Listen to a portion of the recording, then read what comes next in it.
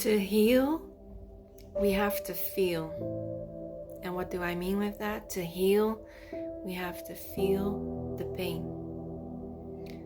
And this can sound fake or abstract, and a lot of people find this hard and they don't really understand or know how to do that. For instance, there are a lot of people who walk around with problems or with traumas for many years and feel like they understand it, they have thought about it for a very long time. They feel like they processed it already for a very long time, but still they experience difficulties or they experience consequences of what happened to them, and they don't really know how to go about it or how to behave differently or, in a more healthy way. You can even have people that went to therapy and they're like, well, therapy isn't really working for me. I'm only talking the whole time, talking, and I understand, where my problem is coming from, but still it's not solved. Still I experience difficulties in my relationship or whatever. And this means that despite us thinking about our problems a lot, or despite us proactively changing our life in a behavioral way, like maybe, eat healthy or exercise a lot, or trying to do all kinds of constructive things for us, that still the problem is still there. And that's the thing that people don't really understand well, like how it's still there. Well, I feel like I've been working on it for such a long time already. And yesterday, for instance, I had a client of mine who has this really difficult family situation. I'm not gonna go into details, but there's a lawsuit going on for years. Kind of like some family members that are really mean and are really taking rude or harmful steps, which is not nice at all.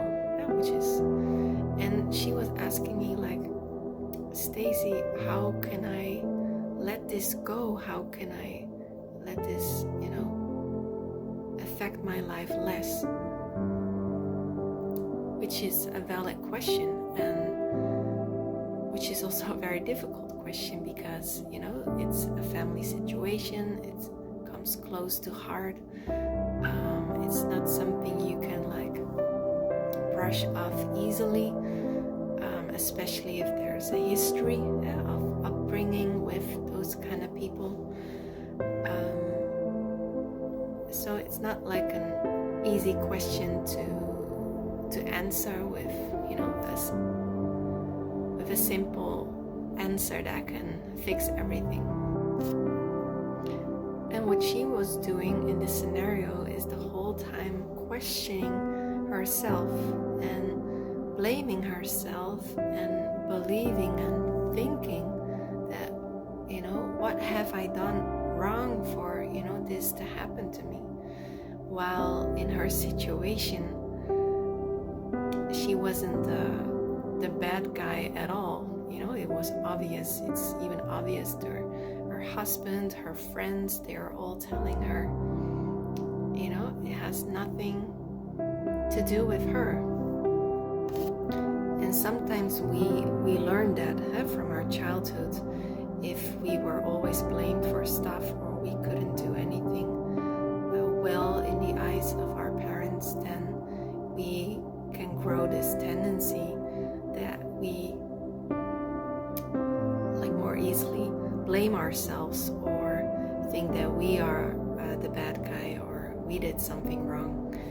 And in a way, this doesn't help us with connecting with our feelings and what has actually been done to us. Then we keep stuck in this scenario of, I'm the bad guy, I must have done something wrong.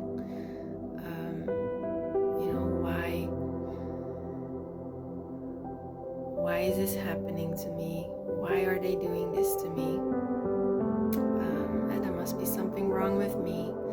But while believing all this, while keeping stuck in this scenario, we don't really connect with our feelings. We don't really connect with the hurt, with the pain that the other person actually has caused to us.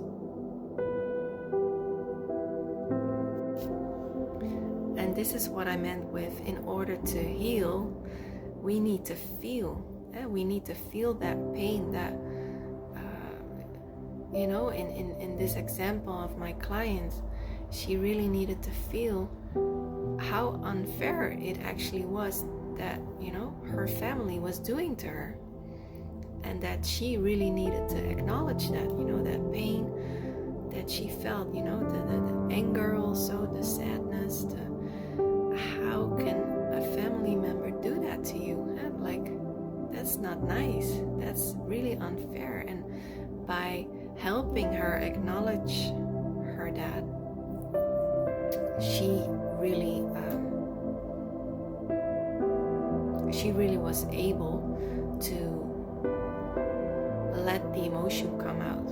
She was crying a lot and a lot and a lot, and oftentimes that is really difficult for people to connect with the emotion that is under this whole situation. And this is what is necessary to heal. She can talk for hours about this situation, even years, because it's going on for years, and she says, it's always in my head, it's always in my head. But if there's no emotional release, or if there's no connecting with that pain that we have to heal from, then there's not much healing gonna happen. And this is what's really needed for people to heal from certain pain or trauma that we have experienced in life. And in order to be able to do that, we also need to feel safe, to connect with our emotions, with the pain, with the trauma that we've experienced. We also need to feel safe, and that can be something that can be created in a therapeutic relationship with a psychologist or with a therapist, but also with people that are close to us or on our own. But most of the times when we start this process, it's more difficult to do it on our own because we've never done it. We don't have practice in it. So usually the first steps would be, to find someone with whom you can talk, whether it's an external person from your life, like a counselor, or someone that's close to you that you really can confide in. But again, to heal, we have to feel.